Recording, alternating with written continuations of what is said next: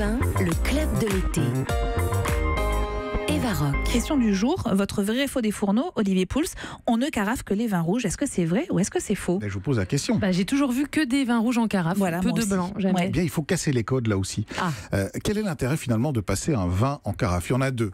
Le principal intérêt, c'est de l'oxygéner. C'est-à-dire, avec ce passage en carafe, le vin va respirer, puis ça va développer les arômes. Et notamment, on carafe beaucoup les vins jeunes, justement pour développer leur potentiel aromatique. Alors là, on les met plutôt dans des grandes carafes évasées pour que voilà, le vin s'imprègne d'oxygène et libère ses saveurs.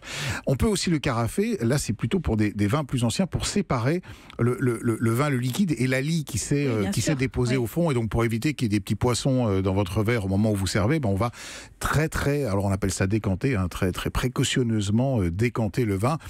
Ça se faisait à la bougie avant. Alors la bougie, elle servait à quoi? Ah oui, donc on peut évidemment le faire avec un vin blanc. Évidemment, pas à réchauffer le vin, mais à voir par transparence le moment fatidique auquel a commencé à arriver les petits sédiments. Donc là, on a arrêté.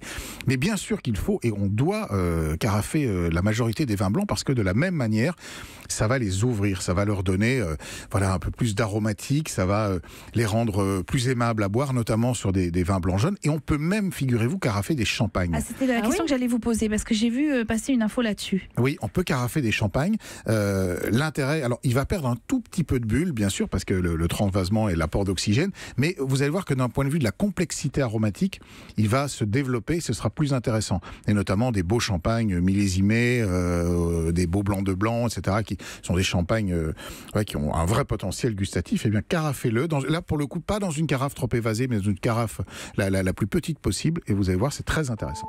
Europe 1.